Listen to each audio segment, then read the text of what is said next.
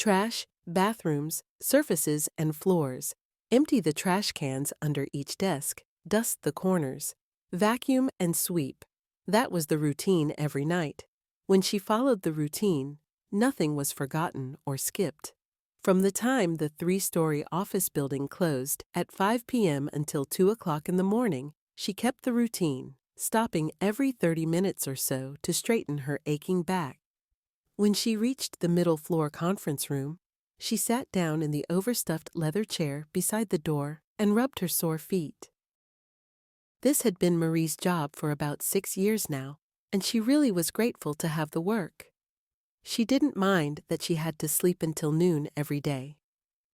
The neighbors were quiet, and her children had left the nest many years ago and rarely visited. Marie denied ever being lonely. She insisted there was always too much to do and not enough time in which to get it done. Well, that was true.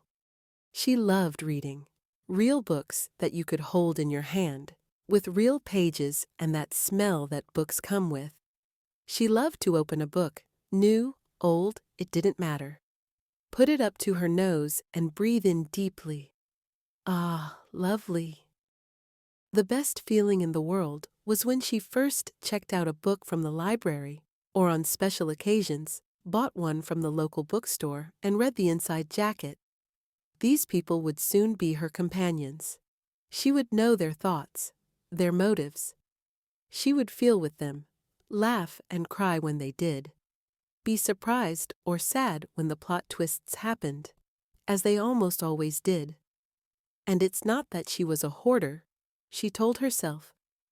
But you can't just give good books away. You might want to read them again one rainy afternoon. It is such a comfort to read a book you already know the ending to. Sometimes no surprises are a good thing too. When cleaning, Marie especially enjoyed the office on the top floor of the building.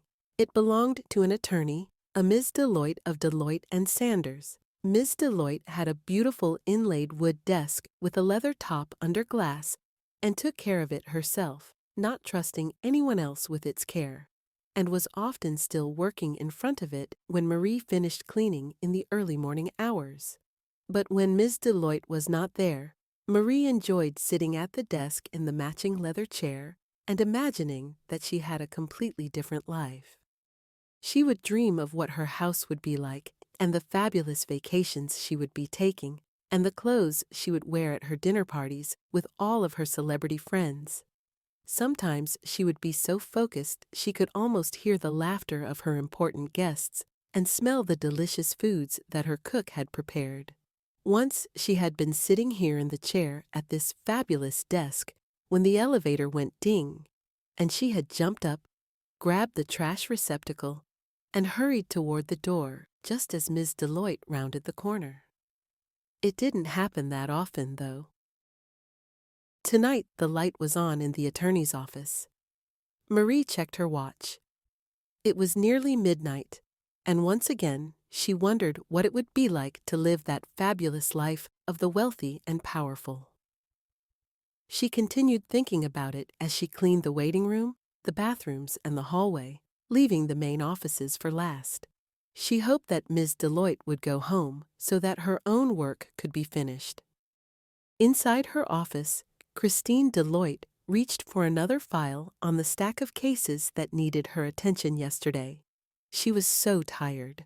Her husband Harvey had insisted on her staying at the dinner party until the last of the guests had gone home, so she knew that the work that should have been finished by 10 p.m.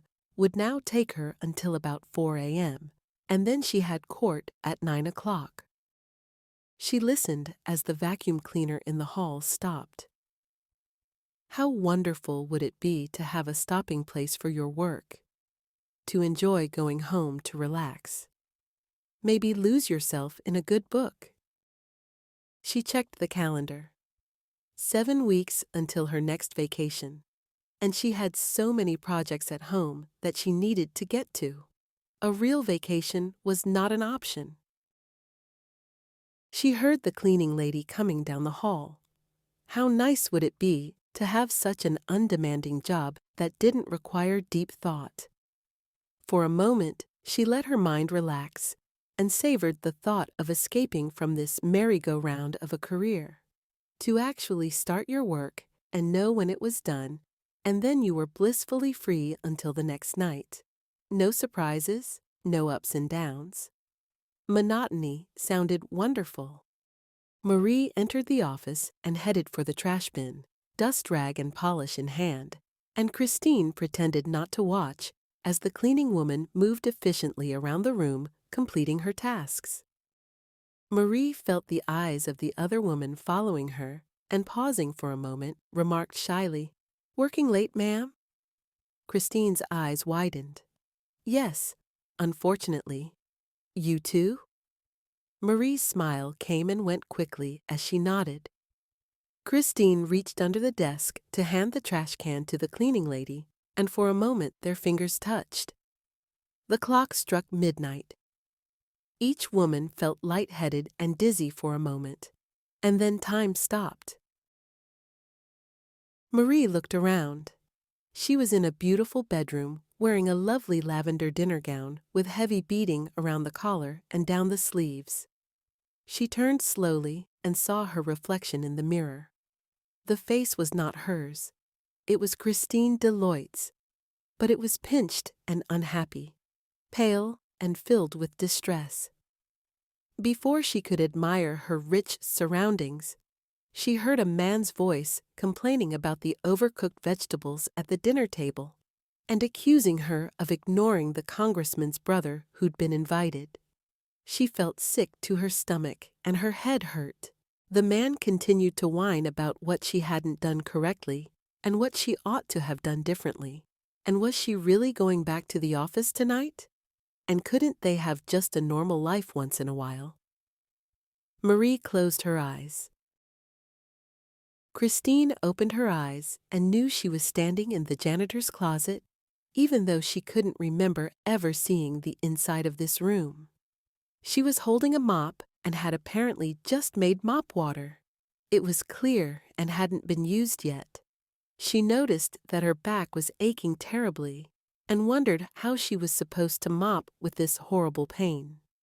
In fact, now that she was thinking about it, there weren't too many places on her body that didn't ache, to some degree. She stepped into the deserted hallway and noticed a mirror on the wall in the lobby. The face she saw was not her own. It was drawn and wrinkled, and so tired-looking, and she was expected to mop the entire building? Just thinking about it was exhausting. She felt sick to her stomach and her head hurt. Christine closed her eyes. When each woman opened her eyes again, they were staring at each other in amazement. In just a few moments of time, years of knowledge had passed between the two. Each one now understood that there is a price to pay no matter what lifestyle is chosen. And happiness, or lack of it, doesn't come just from possessions, work, marriage, or being alone. Christine took the first step in this new, unexpected friendship. "Would you like to meet me for coffee sometime? I think we have a lot in common, don't you?"